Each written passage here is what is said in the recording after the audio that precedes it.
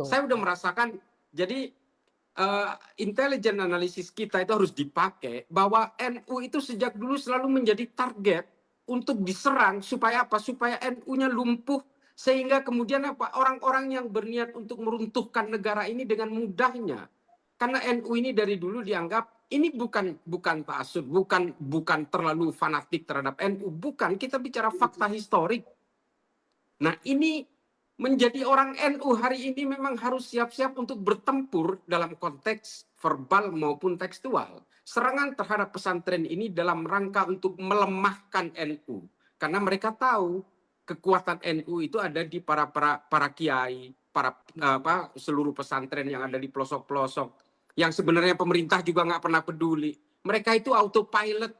Mereka berjuang dari santrinya yang cuma 3 ngajarin tajwid. Setelah santrinya agak banyak baru diajarkan tentang Ibnu Ajurum.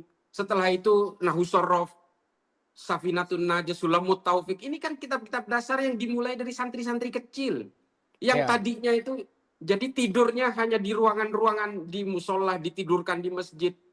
Ini kan perjuangan para kiai yang, iya betul Gus Ibul. Jadi hal-hal seperti ini yang tidak diketahui oleh orang-orang kota yang mengaku paling Islam itu, yang mengaku paling sunnah itu, yang kemudian mendiskreditkan NU lewat pesantren-pesantren gitu. Saya alumni pesantren, giroh saya betul-betul saya merasakan gitu.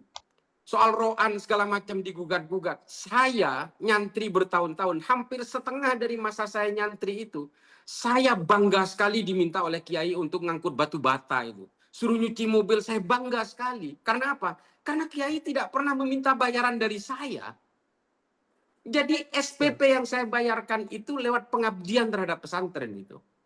Kecuali pondok pesantren yang punya sekolah-sekolah tinggi, punya ibtidaiyah atau punya aliyah atau sanawiyah, memang bayar SPP karena memang di situ ada semacam proses belajar mengajar yang menggunakan kurikulum dan pengajaran dan sebagainya. Tapi kalau pesantren salaf seperti saya pada zaman nggak ada SPP itu, nggak ada. Bahkan saya oleh Kiai Abdullah Sal, Kiai Abdullah di Bangkalan, Allah yarham, itu setiap malam Rabu itu kita diminta untuk tahlilan kepada Sayyidina Khalil itu dan diberi makan semua santri ribuan itu.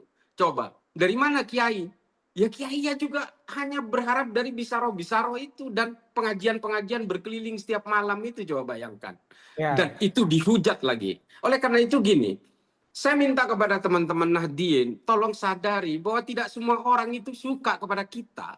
Ada orang-orang yang mengincar kesalahan kita sekecil apapun.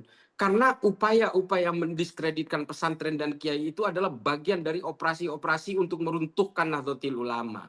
Itu harus disadari gitu. Dan Trans 7 ini sejak tahun 2014 sudah nyeleneh. Saya tenaga ahli di Densus 88. Selama 6 tahun. Saya berada di sana. Saya tahu persis bagaimana gesturnya Trans 7, Trans Corporation ini ketika melakukan operasi-operasi itu lewat tayangan-tayangan. Coba itu tayangan-tayangan yang dulu tentang ISIS, tentang khilafah. Itu selalu diamplifikasi. Saya nggak tahu ini. Saya minta kepada Trans Corporation supaya meninjau ulang susunan redaksi yang ada di dalam di stasiun TV mereka itu. Coba cek itu. Apa jangan-jangan di dalamnya bukan sekali ini aja kayak sepertinya Gus ya, kesalahan Trans 7.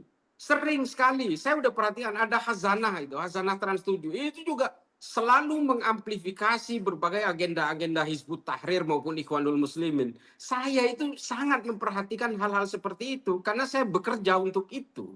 Jadi ini adalah teguran keras kepada Trans Corporation supaya meninjau ulang dari bagian sumber daya manusianya, meninjau orang-orang yang bekerja di dalamnya.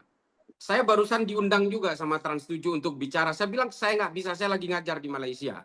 Saya betul-betul masih sakit hati karena mereka ini bukan hanya sekali ini, mereka juga sudah berbuat hal yang sama berkali-kali di sebelumnya. Itu saya kira proses hukum itu harus terus dilanjutkan untuk menjadi pembelajaran kepada mereka dan menjadi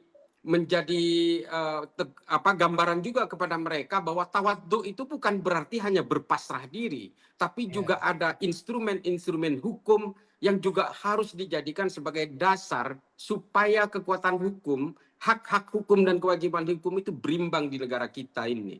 Saya kira itu dulu Gus Ipul. Terima kasih banyak. Oke, siap. Makasih Gus. Ini Tadi yang kita tunggu Gus Ulin Nuha sudah bergabung, ini sudah